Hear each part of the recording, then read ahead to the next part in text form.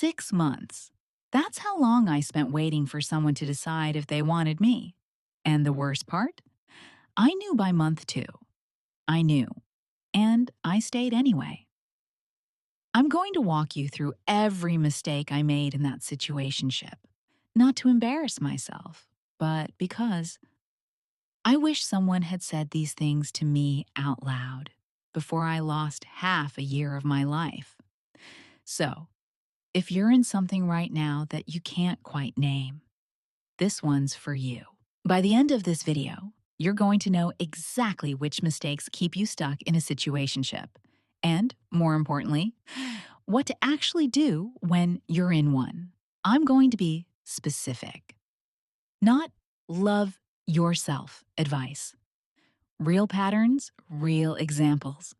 Starting with the thing nobody talks about. Mistake number 1. I rewarded inconsistency with patience. He'd go 3 days without texting, then show up like nothing happened. Warm, funny, present, and instead of saying anything, I was just relieved. The good version was back, so I said nothing. And I basically taught him that disappearing had 0 consequences. Here's the thing about situationships. They often don't start ambiguous. They start warm, then slowly cool. And by the time you feel the distance, you've already built a habit of accepting whatever temperature they give you. I told myself I was being chill, easygoing, not needy. What I was actually being was a safe place for him to land whenever he felt like it, with no reason to do anything different. If this is already hitting, I'm posting a whole series on this.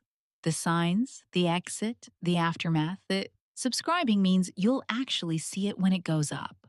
Okay, back to mistake 2. I confused emotional intimacy with commitment. We talked about everything: childhood stuff, family stuff, fears.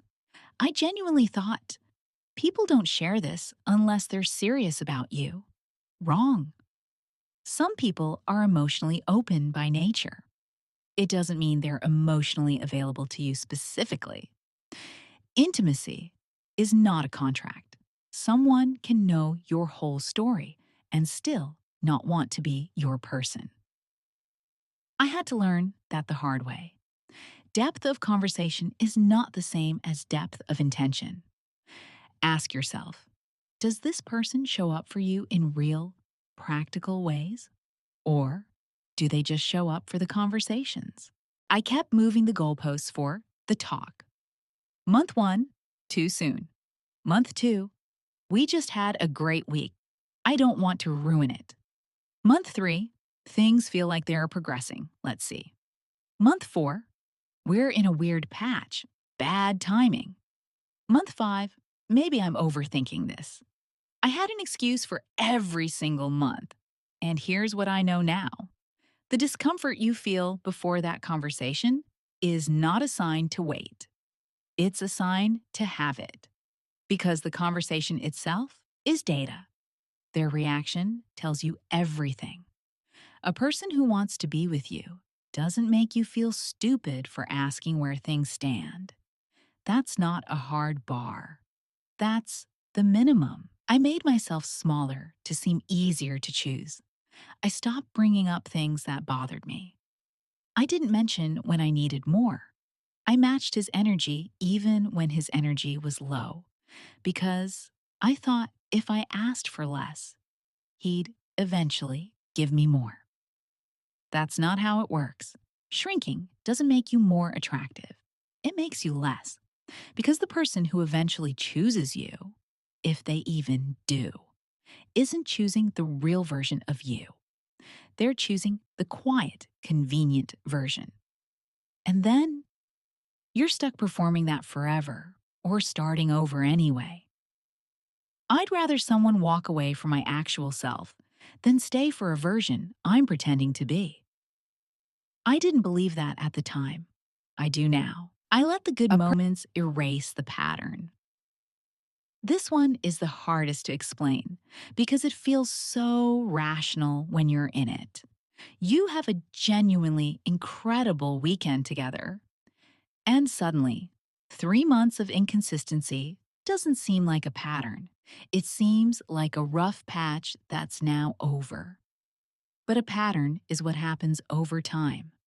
One great weekend in a situationship doesn't change the architecture.